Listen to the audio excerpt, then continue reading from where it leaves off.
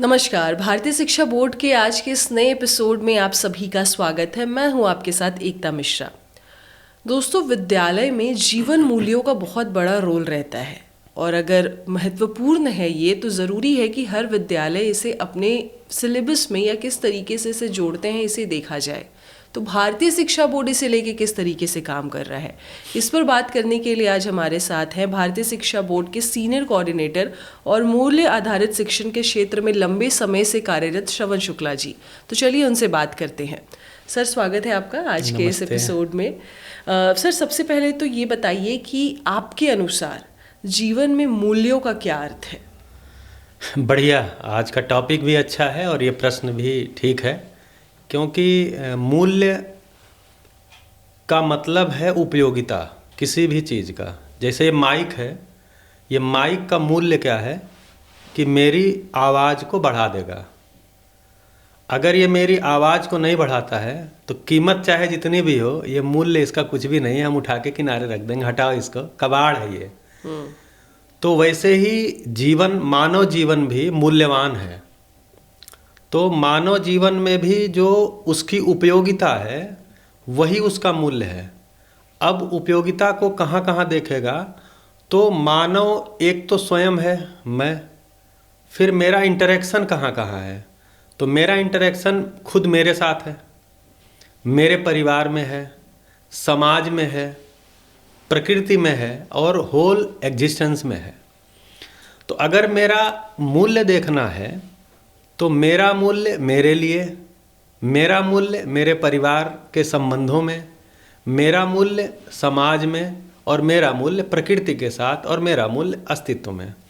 तो मैं मूल्यवान कब हूँ? जब स्वयं के साथ मैं तनाव में नहीं रहता, स्वयं के साथ मैं तनाव में नहीं हूँ, तभी मैं उपयोगी हो पाऊँगा। तो ये मेरा स्वयं के साथ मूल्यवान होना हुआ। मैं परिवार के साथ जीता हूँ, मूल्यवान कब हूँ? जब मैं परिवार में कलेश नहीं है, कलेश मुक्ति है, तो मैं परिवार के लिए मूल्यवान हूँ। मेरे कारण कोई कलेश नहीं है तो मैं परिवार के लिए मूल्यवान हूँ, अन्यथा मैं परिवार में एक बोझ जैसा हूँ। ऐसे ही समाज में एक मेरी भागीदारी है, उस भागीदारी को मैं ठीक प्रकार से करता हूँ तो मैं मूल्यवान हूँ समाज के लिए। अगर नहीं करता हूँ, मेरे कारण समाज में कोई भय पैदा होता है, तो फिर मेरे जीवन का मूल्य नहीं है। ऐसे ही प्रकृति के साथ मैं संतुलन पूर्वक जीता हूँ, यही मेरा मूल्य है, मेरे जीवन का मूल्य है। प्रकृति में मेरे कारण ही असंतुलन हो जा रहा है, यानी मैं मूल्यवान नहीं हूँ। तो जो जीवन मूल्य है ये इन 4-5 स्तरों पर पता चलता है। अब ये एक दिन में होता नहीं है कि ये सारी चीज़ों का अभ्यास कैसे होगा। तो कुछ अभ्यास परिवार में होंगे, कुछ अभ्यास समाज में होगा। तो अभ्यास के पहले इसको समझना जरूरी है। तो किसी भी चीज़ की कीमत होती है और मूल्य होता है। जैसे रोटी है, तो मुझे याद है कि मैं जब छोटा था तो हालांकि हम लोग बाज़ार की रोटी नहीं खाते थे। बाज़ार की रोटी वैसे भी मैं अपनी ज़िंदगी में बहुत होगा तो 10 बार खाया होऊंगा। मैं तो घर की रोटी खाना पसंद करता हूँ, लेकिन फिर भी बाज़ार में पता तो चलता था कि 1 रुपये में 4 रोटी मिलती थी। उस 4 रोटी से क्या होता था? पेट भरता था। आज से 25 साल 30 साल पहले कीमत कितनी थी? 1 रुपये। अब क्या है, 1 रोटी 10 रुपये में मिलती है, तो 4 रोटी 40 रुपये में मिलती है। लेकिन अब भी अगर 4 रोटी से मेरा पेट भरता है तो अब भी 4 रोटी से पेट भरता है, ये उसका मूल्य है। कीमत बढ़ गई, 1 रुपये में 4 रोटी थी, अब 40 रुपये में 4 रोटी है, लेकिन मूल्य उतना ही है कि तब भी वो पेट भरता था, अब भी वो पेट भरता। अगर वो पेट न भरे तो शायद हम रोटी को दरकिनार कर देंगे। तो जीवन मूल्य भी तो इस तरह से अगर हम देखें तो मूल्य को जब समझते हैं तो जीवन मूल्य को भी समझते हैं। तो जीवन का मतलब मेरे जीवन का मूल्य, मेरे जीवन की उपयोगिता, मेरे लिए, परिवार के लिए, समाज के लिए, प्रकृति के लिए, ये बचपन से अभ्यास होने की आवश्यकता है। आपके जीवन का कोई ऐसा मूल्य जो आपके सोच या जीवन की दशा को बदल दिया हो? जी बिल्कुल। मैं चूँकि जैसा आपने परिचय में भी कहा कि मैं मूल्यों पे काफ़ी लंबे समय से काम कर रहा हूँ, तो पहले तो सारी चीज़ों को टेकन फॉर ग्रांटेड लेते थे बाय डिफ़ॉल्ट, कि मतलब माता पिता का कहना मानना चाहिए, मिलजुल के रहना चाहिए, और ये सारी चीज़ें सब चीज़ें सुनते रहते थे, लेकिन इसको कोई नाम नहीं दे पाते थे। सबका धन्यवाद करना चाहिए। जब मैं इसके अध्ययन में लगा तो मुझे एक मूल्य जो समझ में आया, मूल्य तो धीरे धीरे सभी समझ में आया, लेकिन एक मूल्य समझ में आने के बाद मेरे सारे मूल्य सेट हो गए, वो है कृतज्ञता। मैं जब देखता हूँ कि मैं जितने सामान का उपयोग करता हूँ उनमें से एक का भी उत्पादन मैं खुद नहीं करता। गांव में बचपन में रहता था तो थोड़ा बहुत हाथ मटाता था तो शायद अनाज और घर में दूध दही घी तो मतलब 20-25% करता था, 80% तब भी मैं खुद नहीं करता था। अभी शहर में हूँ तो मैं 1% भी खुद उत्पादन नहीं करता। यानी मैं अपने उपयोग की सारी सामग्री के लिए दूसरे मनुष्यों पर निर्भर हूँ, वो मेरे लिए उत्पादन करते हैं। गेहूँ मेरे लिए कोई दूसरा उत्पादन करता है, सब्जियों का कोई दूसरा करता है, दूध का कोई दूसरा करता है, दही घी मक्खन सब चीज़ों का कोई दूसरा करता है, कपड़े का कोई दूसरा करता है। तो मैं देखता हूँ कि मेरी ज़िंदगी में मतलब मैं दूसरों के बिना जिंदा भी नहीं रह सकता अगर दूसरे लोग मेरी मदद ना करें तो। अभी भ्रम क्या है लोगों को लगता है मेरे पैसे से हर चीज़ मिलता है। पैसे से हर चीज़ नहीं मिलता है, पैसा से तभी मिलेगा जब वो चीज़ है। जैसे एक उदाहरण देखिए कि किसान गेहूं उगाते हैं, अगर पूरी धरती के किसान ये तय कर लें कि अगले 10 साल हम गेहूं नहीं उगाएंगे, ये उन लोगों ने तय कर लिया, तो 10 साल में जितना भी गेहूं बचा कुचा होगा शायद पूरी धरती पे ख़त्म हो जाएगा। अब आपके पास कितना रुपया दिया जाए आपको कि 1 किलो गेहूं लाएंगे, आपको 100 रुपये दें 1 किलो गेहूं लाइए, आप ला सकते हैं? नहीं ला सकते। आपको मैं 1000 रुपये दूँ 1 किलो गेहूं लाइए, नहीं ला सकते। आपको 1 लाख रुपये दूँ 1 किलो गेहूं लाइए, आप नहीं ला सकते। आपको 1 करोड़ दूँ कि 1 किलो गेहूं लाइए, तब भी आप नहीं ला सकते, क्योंकि गेहूं नहीं है। तो रुपए से मिलता है, रुपया तो रुपए से तभी मिलेगा जब वो चीज़ है का मतलब किसी ने उसका उत्पादन किया है। तो मैं जब इन सब चीज़ों को देखा कि मैं अपने सामने भोजन की थाली जब रख करके देखा कि ये भोजन की थाली तैयार होने में कितने लोगों का योगदान है, उसमें रोटी है, दाल है, चावल है, सब्जी है, सलाद है, अचार है, पानी है, थाली है, कटोरी है, तो पता चला मेरी एक थाल के तैयार होने में ही कम से कम 400-500 लोगों का योगदान है। इसलिए मैं थाल को रखने के बाद उन सभी लोगों को प्रणाम करता हूँ कि जिनके मेहनत से ये थाल तैयार हुआ है। तब मेरा ध्यान गया कि कृतज्ञता कितना बड़ा मूल्य है, और ये मूल्य ने मेरी, और मुझे एक चीज़ और ध्यान गया कि अगर कृतज्ञता नहीं है मनुष्य के अंदर तो उसके अंदर बाकी मूल्य भी नहीं होंगे, वो ड्राई हो जाएगा, शुष्क हो जाएगा। ये भी मेरा ध्यान गया। तो ये जो आपने पूछा कि कौन सा ऐसा मूल्य है जो ज़िंदगी बदला, तो मैं अपनी ज़िंदगी में देखता हूँ तो कृतज्ञता मूल्य जब मुझे पहचान में आया, ये क्या चीज़ है? किसी के किए हुए योगदान को स्वीकार करके स्मरण रखना, केवल उस समय स्वीकार करके थैंक्स बोल देना नहीं, स्मरण रखना। तो ये जो हमको स्मरण है, मेरी माँ जब मेरे शरीर के प्रति बचपन से जिम्मेदार है, क्योंकि माँ के गर्भ से मेरा जन्म हुआ है, तो मेरी माँ मेरे शरीर के प्रति जिम्मेदार है, मेरा शरीर स्वस्थ रहे इसके लिए बचपन से उसने ध्यान रखा है। अब अगर मैं अपनी माँ से दूर भी हूँ, मेरी माँ यहाँ से 1000 किलोमीटर दूर रहती हैं और मैं माँ से दूर हूँ, तो आज भी मैं अपने शरीर का वैसा ही ध्यान रखता हूँ जैसा मेरी माँ रखती थी। यही माँ के प्रति कृतज्ञता है, ये मुझे पहचान में आया। अब मैं माँ से दूर हूँ या मेरी माँ इस दुनिया में नहीं है, माँ पहले आई है तो पहले जा सकती है।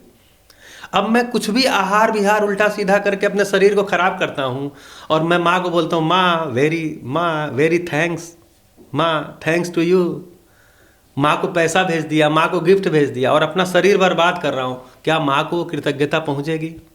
नहीं पहुँचेगी।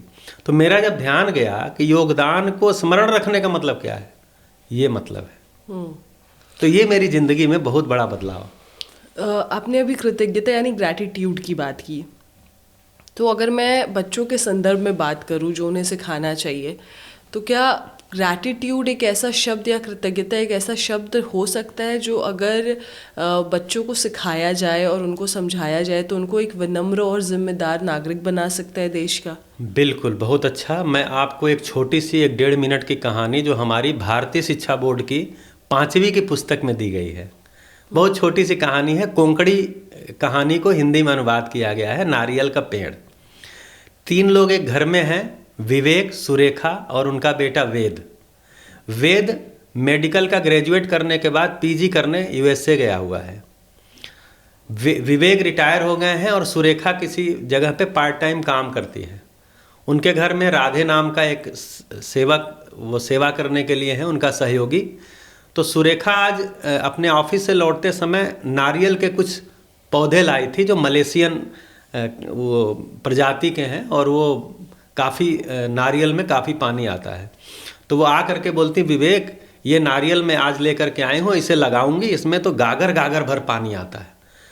तो विवेक बोलते हैं, अरे क्या करेगी इसका?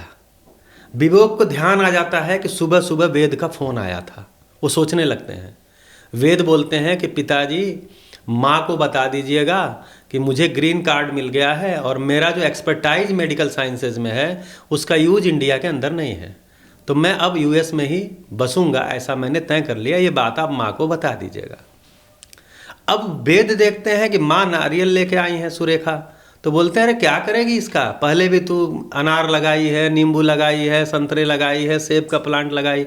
बोले अरे तू जानते नहीं हो विवेक, वेद के बच्चे बड़े होंगे तो वो इसको खाएंगे, बहुत खुश होंगे वो। विवेक सोचते हैं अरे वेद का फ़ोन आया था। फिर विवेक बालकनी से बात करके फिर अंदर आके बैठते हैं। फिर पेड़ वेड़ लगा करके सुरेखा भी आके बैठती है और विवेक सोचते हैं कि शाम की चाय के वक्त मैं बता दूंगा कि वेद तो नहीं आने वाला है। चाय और स्नैक्स रखे हैं, विवेक और सुरेखा आमने सामने बैठे हैं टेबल पे। विवेक की हिम्मत नहीं हो रही है कि बताए सुरेखा को कि वेद अब आने वाला नहीं है। चाय पी रहे हैं, आधी चाय पी लिए विवेक, फिर भी नहीं बता पा रहे हैं। तभी फ़ोन की घंटी बज रही है मोबाइल की और उसमें लिख के आ रहा वेद। अब विवेक का सिहरन हो जाती है कि वेद ने फिर से फ़ोन कर दिया और मैं तो सुरेखा को नहीं बताया। वेद फ़ोन उठाते हैं, बोलते हैं हाँ बेटा। उधर से आवाज़ आती है, पापा आप मम्मी को बताए कि मैं अब नहीं आऊँगा? बोले नहीं बेटा, बस अभी मैं बता दूंगा थोड़ी देर में। तो वेद बोलते हैं, पापा अब बताने की ज़रूरत नहीं है, मैं बहुत सोचा हूँ सुबह से, मुझे लगा कि हमारे गांव की धरती ने हमारे लिए सब कुछ दिया, मुझे पाला पोसा, मेरी माँ ने, मेरी वहाँ की मिट्टी ने, तो मैं मेरी जो भी एक्सपर्टाइज है उसको उसी मिट्टी में उपयोग करूँगा और मैं 1 महीने के अंदर वापस गोवा आ रहा हूँ और अब मैं वहीं रहूँगा, वहीं जॉब करूँगा। उतना सुनते सुनते वेद ने स्पीकर को ऑन कर दिया और सुरेखा ने सुन लिया कि वेद 1 महीने में आने वाला है। सुरेखा बिना कुछ बोले दौड़ के जाती है और आज लगाए हुए नारियल के पेड़ों से कहती है, देखा मेरा वेद 1 महीने में आने वाला है। विवेक भी भाग करके बालकनी पे जाते हैं और सुरेखा को देख के बहुत खुश होते हैं।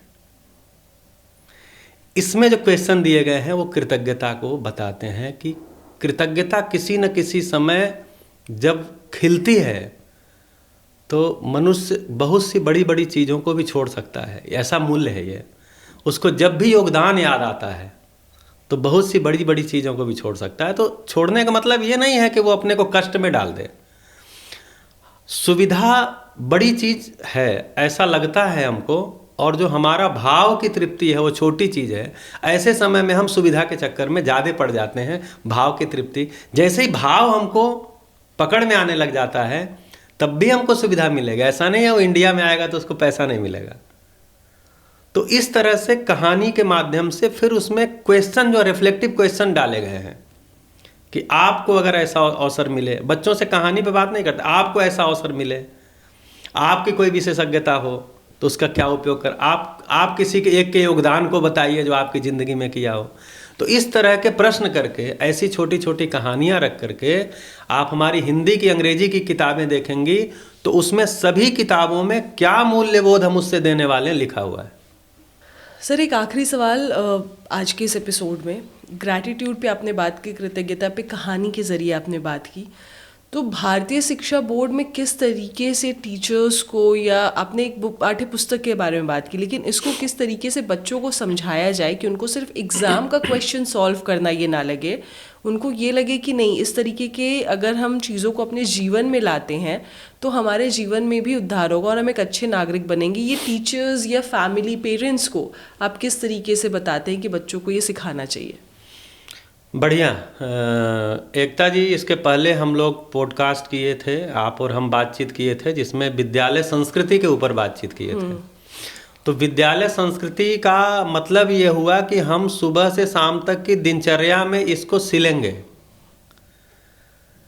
तो प्रतीकों को के माध्यम से उसका अभ्यास, प्रार्थना स्थल पर उसका अभ्यास, क्योंकि हम ये बच्चे को, हर बच्चे को जानते हैं कि वो समझदार हो सकता है।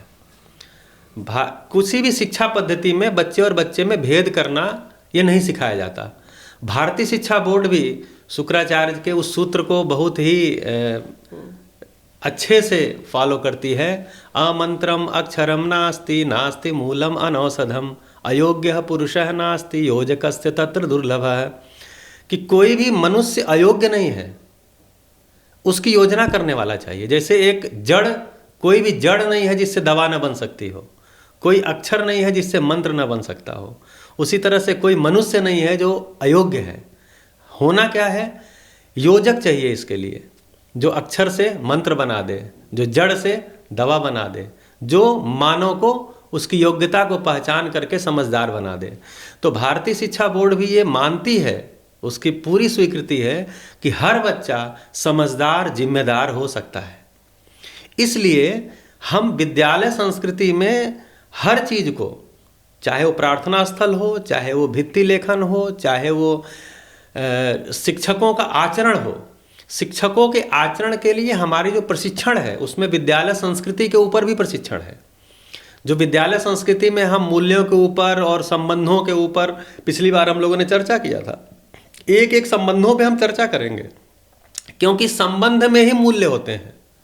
संबंधों को अगर शिक्षक का संबंध अच्छा है, शिक्षक और विद्यार्थी का संबंध अच्छा है, तो आधा तो मूल्य, अगर किसी परिवार के अंदर सभी परिवारीजन संबंध में अच्छे से जीते हैं तो बच्चे का 70% तो मूल्य अभ्यास वहीं हो गया। अब परिवार के अंदर आप बताइएगा, आपके परिवार की बात नहीं कर रहा हूं, परिवार के अंदर बच्चे ज़्यादा लड़ते हैं या बड़े ज़्यादा लड़ते हैं? किसी भी परिवार में बड़े ही ज़्यादा लड़ते हैं। और फिर हम बच्चों को बोलते हैं लड़ा मत कर।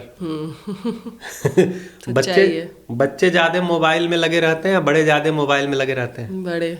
और बच्चों को कहते हैं बेटा मोबाइल मत टच कर, बर्बाद हो जाएगा, हम लगे रहते हैं। तो फिर हम खाना उल्टा सीधा, बड़े ज़्यादा खाना पसंद करते हैं या बच्चे ज़्यादा पसंद करते हैं? फिर बच्चे उसी में चले जाते हैं। तो कुल मिलाकर के मैं पेरेंटिंग के भी सेशन लेता हूं, तो उसमें पेरेंट्स पूछते हैं कि अगर एक लाइन में आपको बोलना हो कि अच्छी पेरेंटिंग क्या है, तो मैं बोलता हूं पेरेंट्स का आचरण ही पेरेंटिंग है। क्योंकि बच्चा आचरण को पढ़ता है, आपके भाषण को नहीं पढ़ता। बैठ के उपदेश दीजिए कि ये नहीं खाना चाहिए, वो नहीं खाना चाहिए, मोबाइल कम चलाना चाहिए, लड़ना नहीं चाहिए, और हम दिन भर वही कर रहे हैं। तो बच्चे को लगता है हम भी बड़े होंगे तो हम भी ऐसा कहेंगे लोगों को। ये जीने लायक तो चीज़ नहीं है, क्योंकि ये जो कह रहे हैं वो खुद ही नहीं करते। तो वैसे ही विद्यालय के अंदर अगर टीचर का आपस में संबंध अच्छा नहीं है, टीचर का बच्चों के प्रति व्यवहार अच्छा नहीं है, व्यवस्थापकों में आपस में टसल चलती है, तो उसका प्रभाव बच्चे पे आता है। तो भारतीय शिक्षा बोर्ड मूल्यों के शिक्षण को विद्यालय संस्कृति में पिरोएगी। पाठ्य पुस्तकों में तो डाला ही है, Indian knowledge system, social emotional learning, इसके बाकायदे हमने सेक्शन बनाए हैं, उस पर डिस्कशन हो रहा है। हिंदी और अंग्रेजी के अंदर मूल्यबोध, हर पाठ का क्या मूल्यबोध है लिखा गया है।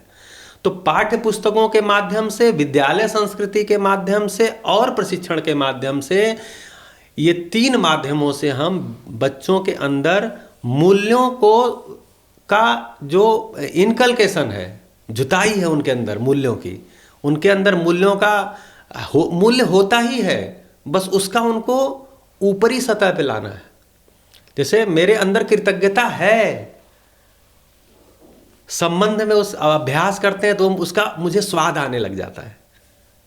इतनी सी बात है। तो हम इतना अभ्यास कराएंगे कि बच्चे को उसका स्वाद आने लग जाए, और जब भाव का स्वाद आने लग जाता है ना, तो उससे अच्छी कोई दुनिया नहीं है।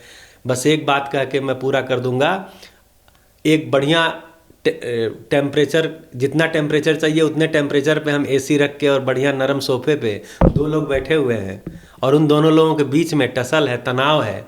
मतलब एसी का टेम्परेचर 16 डिग्री सेंटीग्रेड, इन दोनों के बीच में 42 डिग्री सेंटीग्रेड, सोफे पे भी एक दूसरे की तरफ देख नहीं रहे हैं, अच्छा नहीं लग रहा है।